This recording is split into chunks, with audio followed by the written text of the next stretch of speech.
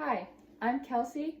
I'm a junior and I attend MST, which is the Math Science Center for Creuse Public Schools, and I love science.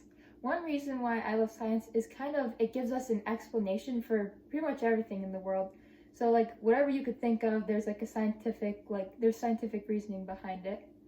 And in order to find out the reasons behind that, you can do experiments. For example, the experiment I'm going to do with you here today. So the experiment that I would like to do with you here today is one that's called the sink or float experiment. And pretty much all you need is a piece of paper, a pen, a bowl of water, and I chose 6 items to experiment with, but you don't really need that specifically need that, but you do need to make sure that when you're picking out the items that you're going to be doing the experiment with, you have a parent or guardian with you. Because if you pick something that cannot go in water and you damage it, that would be really bad. So that's all the supplies you need. So to start off, all you need to do is write sink or float on your piece of paper. And then from there, you just want to make a chart with each of your items. So my first item, we can do pen, which is this pen right here. Then we can do chapstick, right there.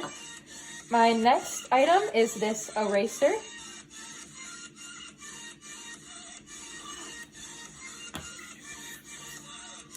Next item is just this wooden stick.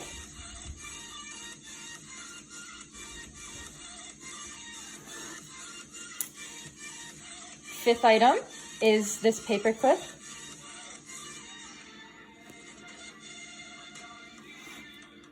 And my final item, oops, I dropped the chapstick. My final item is this nickel. It's a coin. On to the next part. So before we do the experiment, let's take a guess and hypothesize about whether each item will float or sink. I think this will sink. I also think this will sink. The other item I think will sink is this pen. I think the eraser will float, the wooden stick will float, and this paper clip will float. Be sure to write them down. So here comes the fun part. It's very simple, but still very entertaining. All you need to do is get your item and place it in the water. The pen floats. So then we would check float. Next item. Let's go with the chapstick. In the water.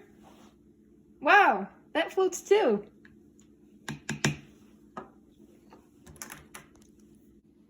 Next up is an eraser. It may look like a phone, but it's actually an eraser. Into the water.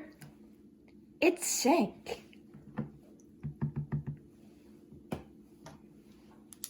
Sinks.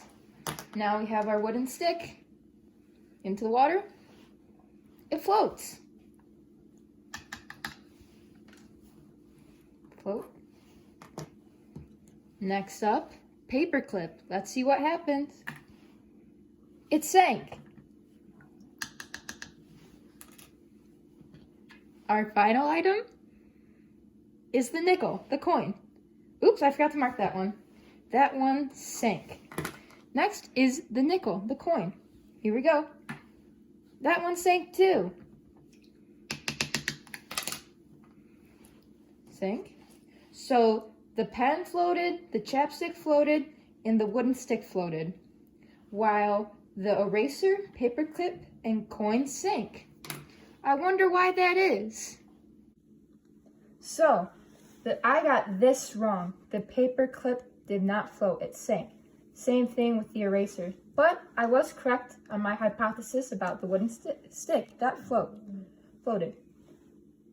While the pen and chapstick also float, and the coin sank. I got 3 right.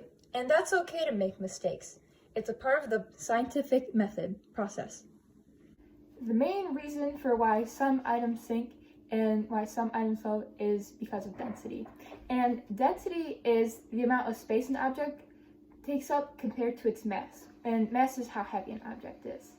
Our formula for density is D equals M over V, which you might not understand right now. And that's okay, because I'm going to try to explain it to you in a little bit simpler terms.